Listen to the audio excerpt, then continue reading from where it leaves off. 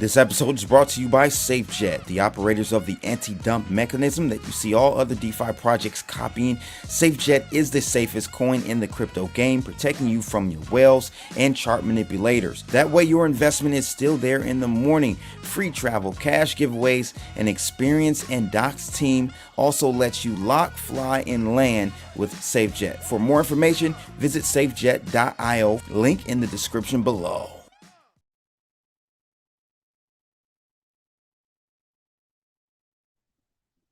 All right, ladies and gents, let's get it cracking. Let's wait for a couple more people to get into the building. Let me see here if I bring up the chats really quickly. Hope everyone's doing well this evening. Actually just got off of BitBoy's show live stream. If you missed it, I put the link on my Twitter, so go check it out after this live stream. Let's see how everybody's doing. Show me some love in the comment section. Make sure you guys hit that thumbs up as well.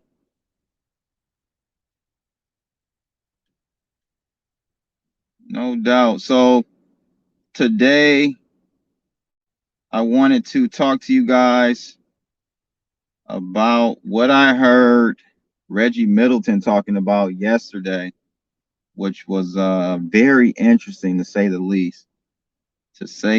I got to hit him up actually, because I got to talk to him about some other stuff offline. But mans are sleeping. Shout out to everybody that's jumping in though. What up?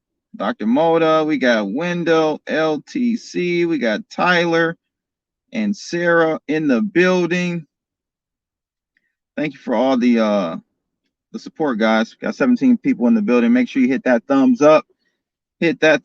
So today I wanted to talk to you guys about these stable coins. On I think yesterday's live stream in the morning, I was telling you guys if you had to pick one live or one stable coin, if you had to pick the least evil or the best home on the worst block, all those analogies, I would have to say it would be USDC. That is Circle's stable coin, better known by for Coinbase involvement in that stable coin. But that's what I would suggest, right? And I thought about it some more, and it's crazy because I was in the car and I heard Reggie Middleton on the Gentleman of Crypto's channel yesterday. I think he goes on there every Wednesday.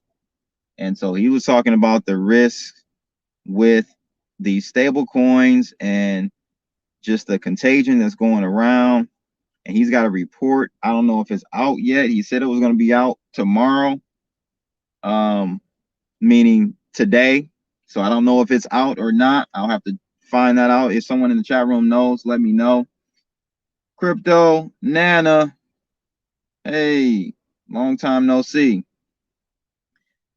What do you mean my Gox to hit? I don't know what that means, B Sing. Help me out. But yeah, he made a very interesting observation about stable coins.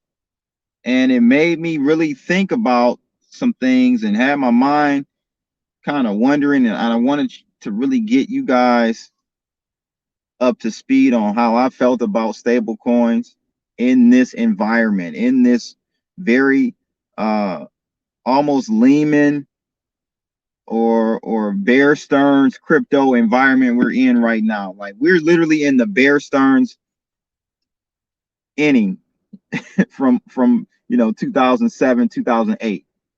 Early, I believe, in what's to come as far as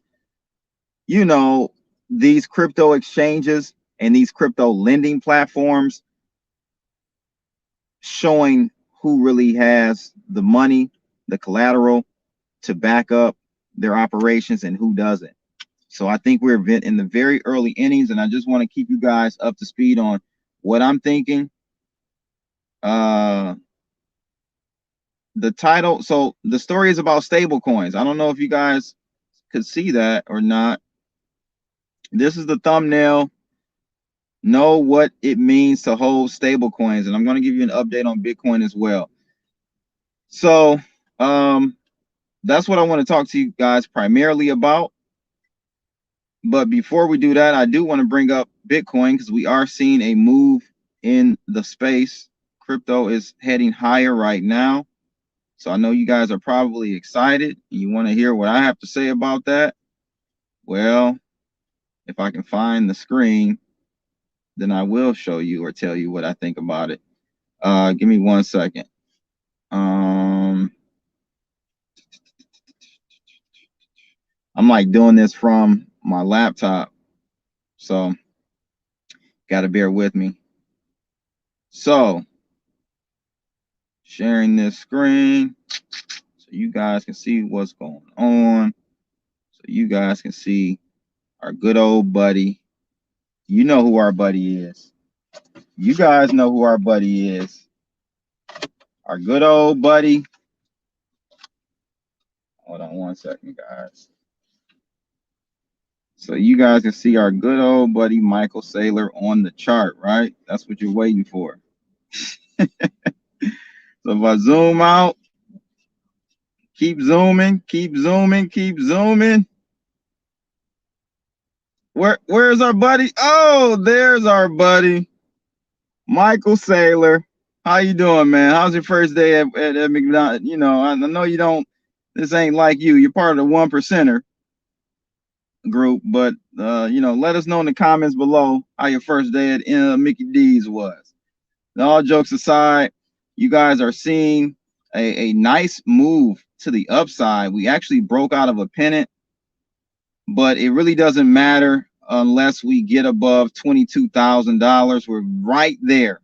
The next area really is $23,000 Bitcoin, which will ultimately be, if we see a move above there, then it, you know, we do have some legs in this this move up that we basically started back on June 30th. Now, what does that mean in the short run? To me, nothing. You know, these are ebb and flows.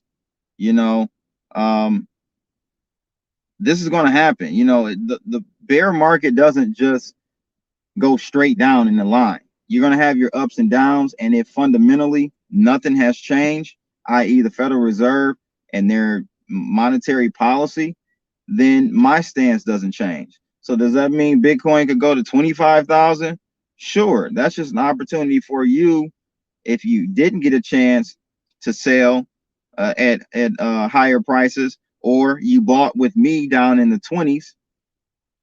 It's an opportunity for you to take some profit off the table. That's all that means. It doesn't mean that we're starting a new trend and the bottom is in. Not at all. Not at all. Don't get fooled by these bear market rallies or these bear traps, they call them. Please do not get fooled by that. So I sound like a broken record, but you want to pay attention to what the Federal Reserve is doing. So if their policy hasn't changed, then your strategy or stance on risk on assets like cryptocurrencies, like stocks, and so on and so forth should not change either, to be honest with you. So back to this this chart, we are seeing a nice breakout though. I will have to say, so that is good news. I am selling into this rally if it breaks above, I would say $23,000 Bitcoin. I will start selling my $20,000 Bitcoin purchase. Okay, start scaling out of that a little bit because I still ultimately think we had lower. I mean, we could even get all the way back up to $26,000 Bitcoin in the short run. That's very possible. I don't think that's going to happen, but it's possible. You know, I would say about a 30% probability of that happening. Okay. But DCA, yeah, absolutely want to DCA into your Bitcoin. Absolutely. You want to DCA in and out because you don't know where the top is. You don't know where the bottom is. You can make wild guesses and somebody's going to have to be right.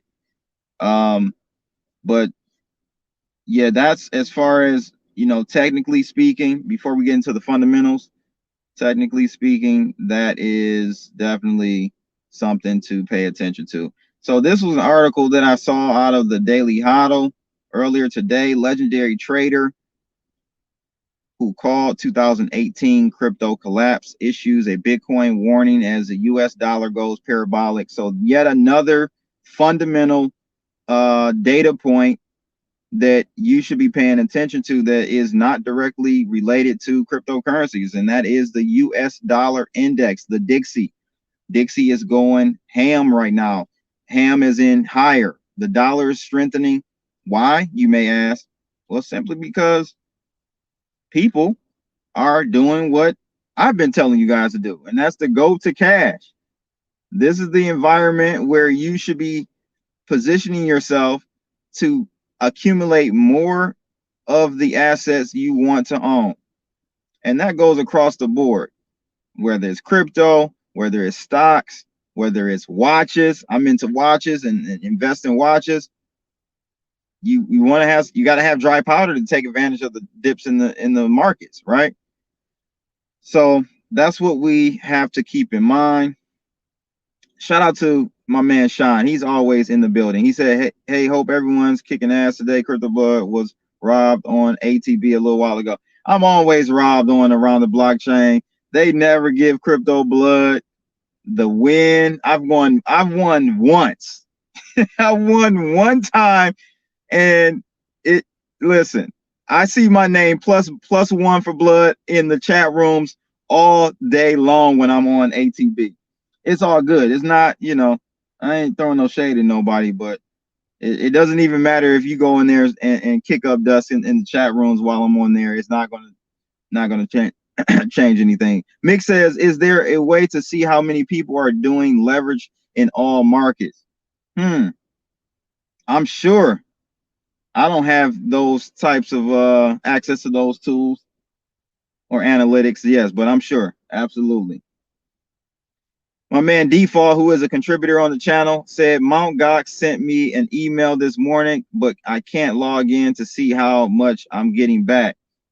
Okay, so that's what I talked about on the show today around the blockchain. I actually showed some of my old emails from 2014. May of 2014 was the first email I got from MtGox regarding the bankruptcy. Yes, I mean, I've actually, I don't think I've ever shown any real proof that I've been in the game this long, but I did on BitBoy's show today. So if you want to see, go back and check that out. But I did show a string of emails that I began getting in May of 2014 regarding my MtGox account that I had in 2013. And yeah, unfortunately or fortunately, I don't know which way you want to go with it, I saw the signs and got the hell up out of there. Literally, the reason why I knew to get out of MtGox was because the spread between MtGox and other exchanges was way too wide. And what I mean by that is MtGox price quotes for spot Bitcoin at that point was like $950. The rest of the market was trading at the $1,100. Like other exchanges were trading at $1,100, $1,200 Bitcoin. So I'm like, something is not right. They're trying to lure you in with the low price on Bitcoin, because what was happening is they were insolvent. So they were trying to get you to bring your funds in and buy Bitcoin at $950 on MtGox, and then sell it, take it off MtGox and sell it at another exchange at $1,200. That's arbitrage. That's called arbitrage. That's what they were trying to do, in my opinion. I tried to do a withdrawal. It was maybe 2 weeks before MtGox went down. I didn't, you have to initiate a request for a withdrawal. I initiated the request. Now, typically, a couple hours, because it was always manually reviewed by their team. A couple hours later, I would have my funds in my own wallet. This time, It took like a day. And I was like, I don't know. That's when I moved my funds off of MtGox, ladies and gents. But at any rate, we will be talking about that today as well before I get into the stablecoin subject. But MtGox, and I'll actually bring this up right now. MtGox is going to be, let's see if I can bring this up, ladies and gents. I don't even know what I did with it. 1 second, guys. Bada boom, bada bing. Let me share this with you guys really quickly. Let's see if this comes up. So if you guys don't know, what default was referring to was the fact that MtGox is about to release these funds to all those individuals who lost their money and they went through the, I mean, it was loops. You had to go through hoops and loops to get through this lawsuit. But if you did all that years ago, it's about that time for you to get paid. And so what's happening here, ladies and gents, is that we have 150,000 Bitcoin about to hit the markets. Okay. So this is from the MtGox, trustee, bankruptcy trustee firm or group that's handling this. But 150,000 Bitcoins flooding the market gets real as MtGox creditors choose how much money they want to receive in Bitcoin and Bitcoin Cash. So how do you guys feel about this? Do you think this is going to be a black swan event for the markets as these coins start hitting the market? I personally would say no. I don't think this is a big event because I don't know if everyone's going to actually be able to or are going to redeem their tokens. And the reason why, and this was brought up on Around the Blockchain earlier, you got to think that was from 2014 was when the actual bankruptcy proceedings started, and they started reaching out to everyone who had an account on MtGox. But I think in 2018 is when things really started to, take motion. You got to think there. Let's just go with 2014.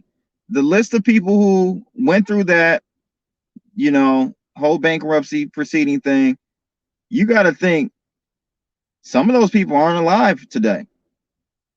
It could be a decent amount of people that aren't alive. You could be some people that forgot, their login accounts for the bankruptcy proceedings.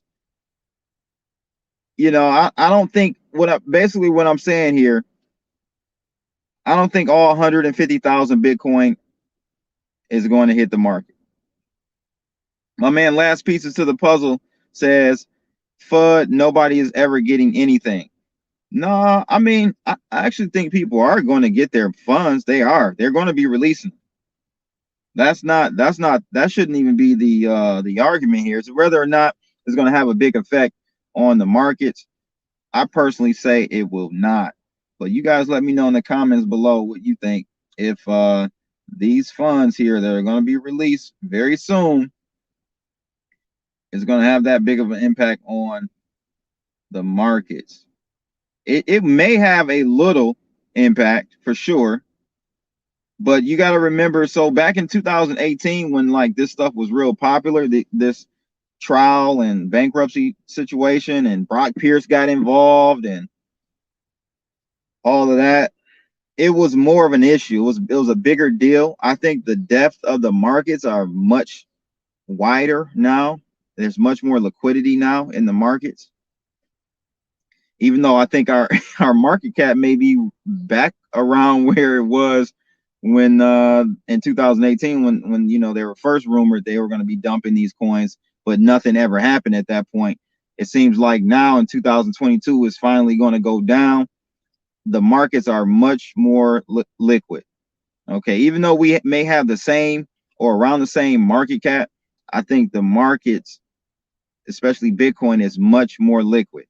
So I don't think it's going to have that big of an impact this go around. So that's my 2 Satoshis on that one. Let's take a look at this here. So this was the video I was watching yesterday on Gentlemen of Crypto. Go definitely check them out. Subscribe to Gentlemen of Crypto. They're doing their thing. I'm going to drop a link to this video so you guys can check it out. I want you to watch it. It's 47 minutes long, but shout out to Gentlemen of Crypto in the building. It's 47 minutes long, but go over to Gentlemen of Crypto and watch this interview with Reggie Middleton, man. Reggie Middleton. I got some stuff I'm about to do with Reggie. He doesn't even know about it. I'm telling you before I even tell him. How about that?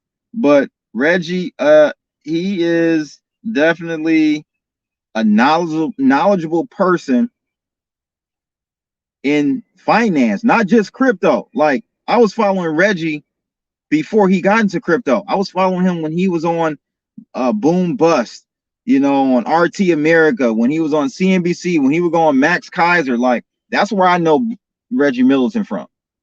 It is ironic. That's crazy that you jumped in right now, Gentlemen of Crypto. That is so serendipitous. Like, that's crazy. But Reggie is definitely knowledgeable about financial markets. So when he's talking about, you know, stable coins and Circle, is it safe? He makes some compelling arguments that you need to really pay attention to. And so let me just drop this in the chat room right now so you guys can go check that out, because it is something I think you should watch big time. Take 40 minutes out of your day and watch this, because it will at least give you the tools to make an educated decision, really. So last piece to the puzzle says, Reggie, Bix and Cliff been talking about him for years. I imagine if it all plays out. Yeah, for sure. But I'm not even gonna talk about what I'm gonna be talking to him about. You guys may see it's gonna take some months, maybe even a year or so for it to pan out. But yeah, I got something exciting for Reggie. Shout out to Stereo 2 for stopping in. Appreciate it. Reggie knows all. I just want to know what this has to do with his patent. That's all I'm trying to figure out. So here's the thing. I put this video in the chat room. Please go check it out after this live stream. Here's the thing about stablecoins that you guys need to understand.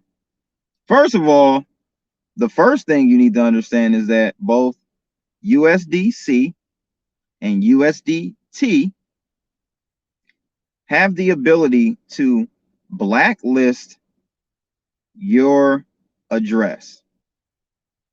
What I mean by that is they have the ability to essentially not allow you to move your funds from your own wallet. And that's a wallet that you have the private keys to, you're custodial over, you have custody over, full control over.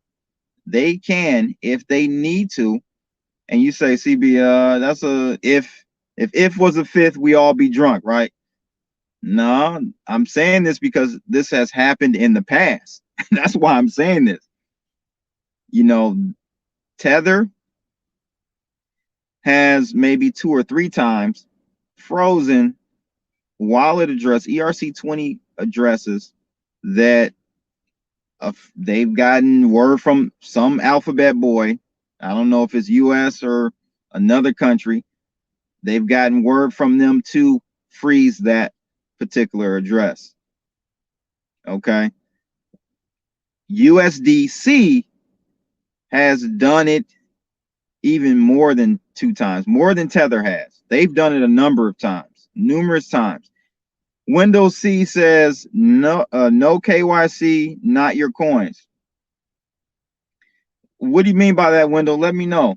Let me know what you mean by that. I think I know what you mean, but kind of go further in that.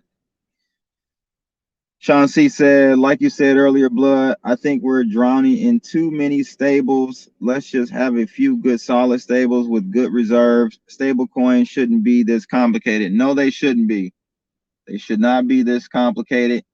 What Sean is referring to is earlier on the live stream on BitBoy, we talked about what company is that? Aave. Aave is coming out with their own stablecoin. And I think it's called GHO. I don't know what that stands for, but I called it gigantically horrible operation. That was my acronym for it. But we got too many of these damn stable coins coming out. Like I just didn't actually a stable coin, the biggest one I think on Polygon, I just did a review of on my channel. So check that out if you guys are interested in another stable coin. But there are so many stable coins coming out and they're touting, and this one is too, the one on my channel, they're over collateralized. So it's not going to be the same, you know, algorithmic stable coin situation like we saw with Terra Luna, how that blew up on us. So we call it non-algorithmic stable coins. But how many stable coins do we actually need? Not too many. The utilitarian aspect of a stable coin is just that. It doesn't have much more usage other than being stable to one-to-one with the US dollar or any other fiat currency. So it's like we don't need 20, 30, 40, 50 different iterations of a stable coin. We just don't, ladies and gents. So may the best one win. May the best one win. So Crypto Nana said, not your keys. But here's the thing, Crypto Nana. This is a situation where you do have your keys and they're freezing your account. They can freeze or blacklist your Ethereum address through their smart contract. So when you go try to send your funds across the blockchain, you have to remember when you send in your funds on, you know, from your own wallet, let's say you got USDC, when you're sending your funds, you're actually sending them through USDC's smart contract first. It routes through there, then it goes to whichever address that you've you know, commissioned or assigned for that transaction. So they're stopping you at the smart contract level when you send your funds, and it has to go through their smart contract. That's when they're hitting you. So keep that in mind. Okay, Windows C says can't move or use your USDC if you don't do KYC. That is most likely coming. That is most likely coming, and that's the thing. They're going to set it up where we all know that USDT is the number one. That's kind of why I like USDT, because I'm talking about Tether, because they're the oldest one in the game. Yes, there's some concern about what risk or exposure they had to Terra Luna or 3AC, you know, Three Arrows Capital, that VC firm that went under, and other firms that are going on there. There's some rumors about what Bitfinex/Tether exposure was, but I will say I don't feel like they are part of the cartel like I see with USDC. Like USDC is literally the Wall Street's stablecoin. It's the cabal's stablecoin. So if anything, if there's any of the stable coins that'll do the okie dokie on you, it'll be USDC, where, you know, they'll get to critical mass, they'll get very close or even supersede, you know, the dominance in stablecoin markets over USDT. I do see one day that most likely happening, because again, they have the cabal behind them. So I do see USDC at some point in the future trumping or you know, flipping USDT. When that happens, they'll have everybody's by the balls, right? And then they'll say, okay, can't move your KY, you can't move your USDC coins unless you KYC. That's what's probably going to happen. So I agree, Wendell. I think that is what they're setting us up for. So it is important to have, use stable coins that aren't kind of in that circle. USDCs, the USDTs of the world. You got DAI. So I think you'll see a third player really take popularity once USDC decides to flip the switch on us, in my opinion. So we'll just have to see. Let's see some of these comments. So Stereo 2 says, when you freeze it, not even let you trade it or swap from something else. That's true. Yes. When they freeze it, you won't be able to move it out of your wallet. And those coins are done forever. They're rendered useless. That's the crazy thing, right? Isn't that crazy? They shouldn't be even called stable coins. They all too damn weak. Nah, the USDC is strong. Matter of fact, USDC does a monthly audit, I believe. They have to do a monthly audit because they're out of New York, I believe. So they're mandated to do monthly audits. So if anything, we know for sure, USDC has the funds to back what they're talking about, or however many coins they have out there outstanding.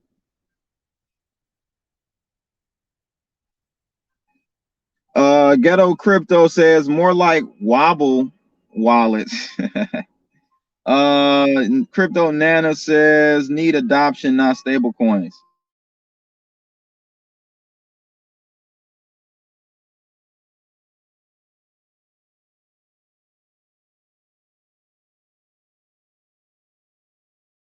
Yeah, Nathan E. That's my take on USDT. Nathan also says USDT is the day one stable coin for real coiners. No doubt, no doubt. They are. I have to. That's kind of why I have my bent toward USDT. Ghetto Crypto. Now we got dirty digital like $30. Right, definitely. Yeah, DAI is good. DAI is good. Sean C says, anyone else think it's a little fishy about the news that Sam Bankman-Fried got a loan from Voyager for $377 million before he gave them? Right. I did see that. Maybe I'll talk about that later this weekend. I may talk about that on the live stream this weekend.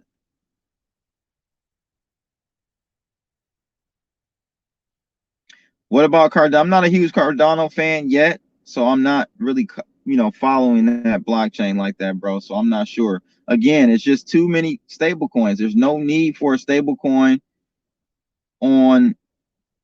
So what I mean by too many stable coins, so we all know like USDC and USDT has their own issuance of that token on multiple blockchains. I'm not talking about that. So you have USDT. Most people don't use USDT on Omni network, which runs or used to run on Bitcoin. Many people don't know that the first stablecoin was run on Bitcoin. Okay, since they moved and integrated Ethereum, it's much faster, cheaper, so on and so forth. You don't really see too many Omni chain. I don't see any exchange using Omni chain USDT. But you have USDT for Ethereum, for Bitcoin. Let's just leave Bitcoin out. Ethereum, Avalanche, EOS. You have even Tron, right? You have all these iterations of the USDT on various blockchains. I'm not talking about that. I'm talking about having, absolutely different projects releasing their own stable coins. It just doesn't make sense to me. But hey, the best man will win, and no need to complain. Heard Celsius can't go down due to USDT being 30% owner exposed. Interesting. I don't know about that one. I have to look more into that window. But if that's the case, then we may have a problem. We may have a problem because I'm gonna be honest with you, Celsius is going down. You better believe. I bet anybody on the chat room, Celsius is going down. Anything for Click says USDT on ETH is actually more expensive. Yeah, it is right now for sure, but it's damn sure faster. So the market is speaking, right? People are willing to spend more to get it faster. So it is what it is. But I use, man, USDT on Tron. As much as we don't like Tron, or I don't really, Justin Sun can be a gimmick, and kind of, how Justin Sun can be. Tron, USDT, that's the best blockchain to use USDT on.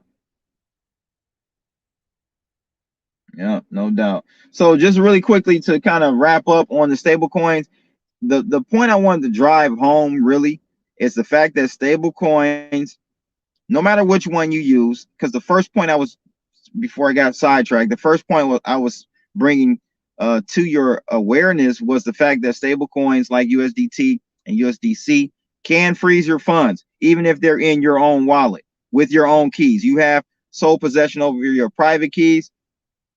If you have USDT in those wallets, they can still render those coins useless.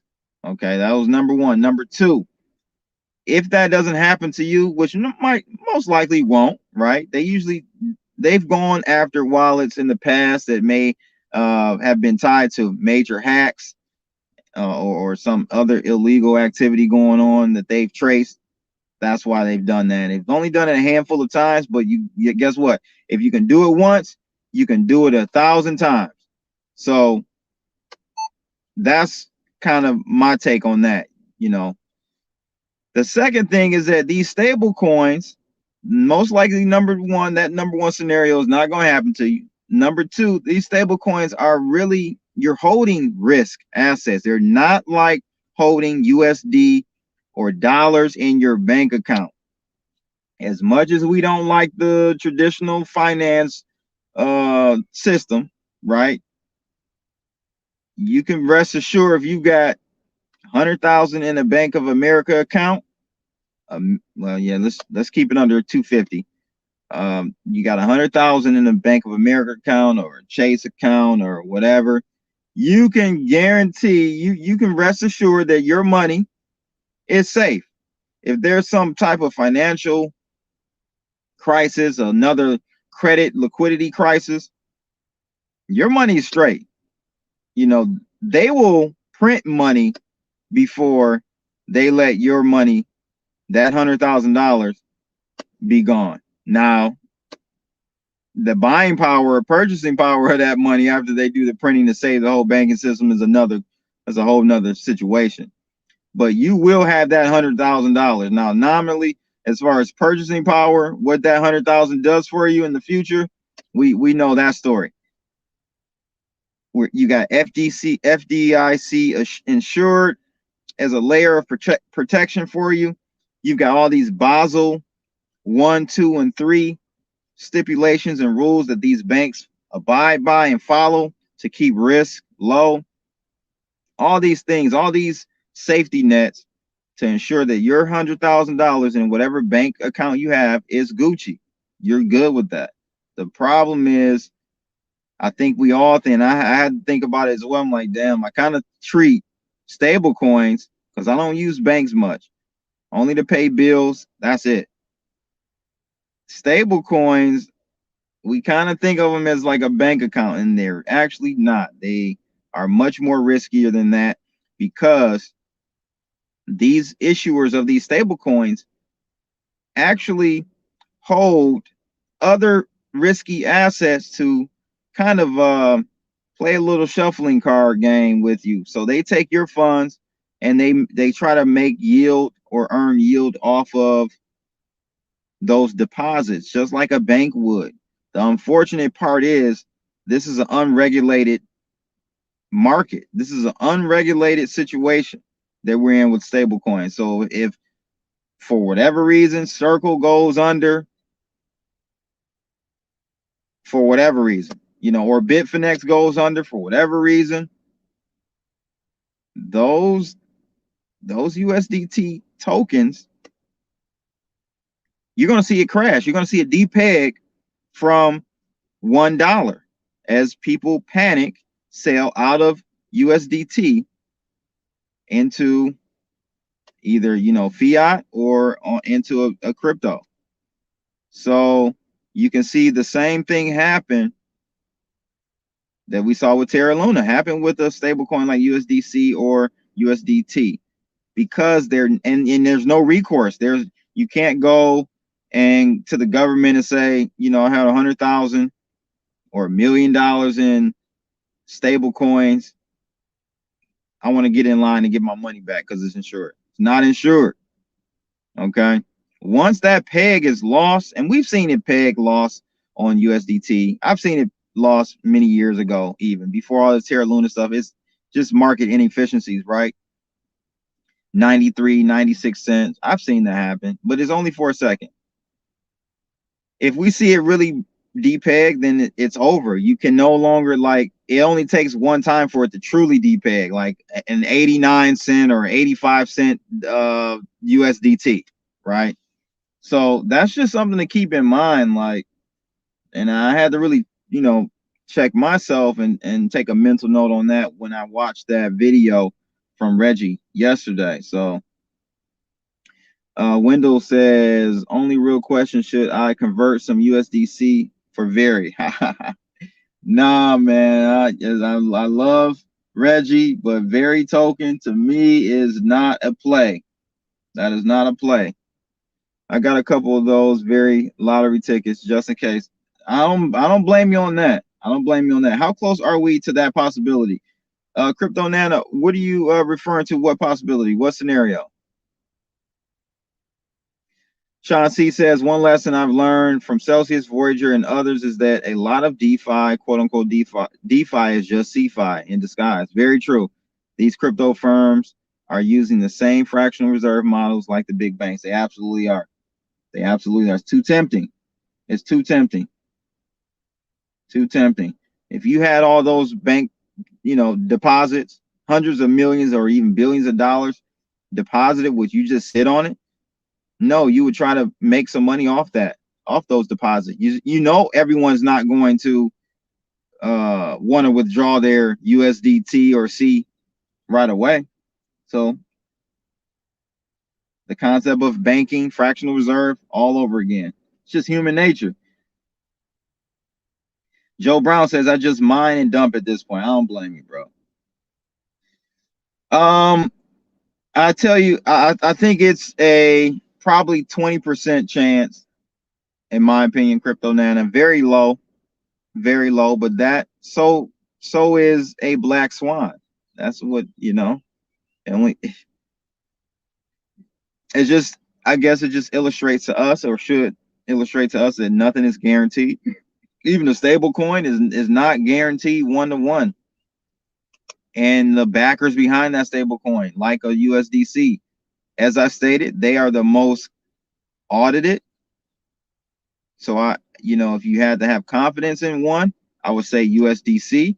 If you wanted more confidence in not trusting the alphabet boys, USDT.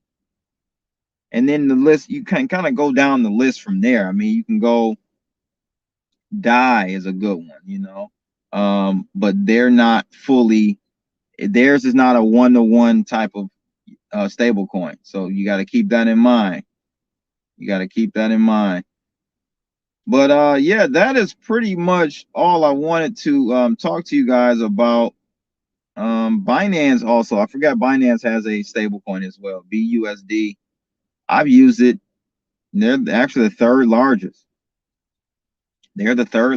DAI is number 4. Okay. But yeah, at the end of the day, you know, I'm just telling you guys to be careful out there. Know what you have.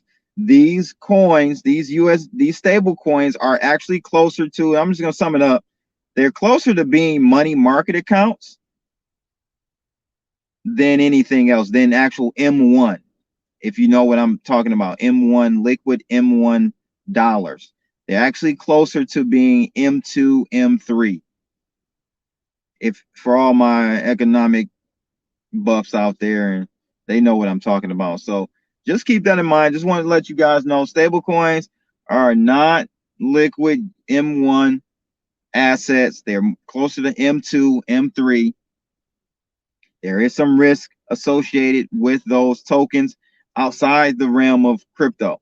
So those tokens, you got to remember, those organizations issuing those tokens are doing something in the background to make it worthwhile for them to issue the token. They have partnerships with these exchanges, right? They actually loan, like if let's just use Binance, right? USDC or Circle will go to Binance and say, hey, take my token, USDC, in exchange, I'll give you a line of credit of some sort. So they float them loans in USDC in exchange for, you know, having that be a stable coin available on the exchange. So there's a lot of back end stuff that maybe you guys don't know about that's going on when it comes to these stable coins. Please, and let me get back to the screen. Please go watch. I'm gonna drop it in here again. Please go watch this right here.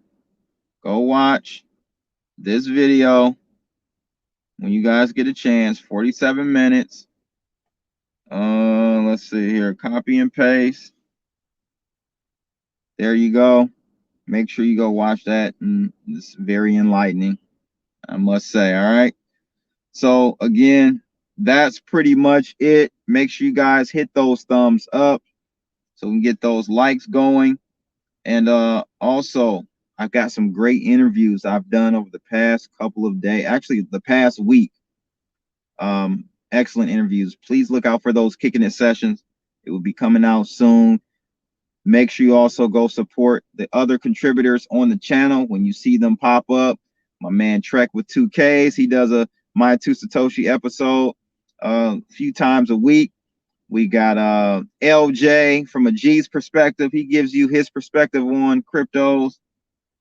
And also Default. I call him Default. He does a technical analysis session and market analysis once a week on the channel. And of course, I can't forget Amina Motala, my girl from Canada up north. She is she does content on the channel as well. So make sure you guys support all of us. And I will holler at you guys. One last thing, people are starting to ask me about the signal. I'm gonna get it up and running, guys. I have to redo my website because I'm having a lot of issues with my website. I haven't been able to update my website in like a year and a half or two. So whatever you see on the homepage is the only thing that's being updated, and that's because it's being pulled from you know, other sources like my YouTube channel and my Instagram and stuff. So I'm going to update that, and then once that new site is up, you will be able to join the signal. And then lastly, please go follow me on TikTok now. I am on TikTok. So come holler at your boy on TikTok. It is right there in the bottom left corner of your screen. Come holler at me. I'm doing content over there now too. All right. That's pretty much it, ladies and gentlemen. It's your boy Crypto Blood. Make sure you guys like, share, and subscribe. Click that bell to see more videos like this. I'm out of here. Holla.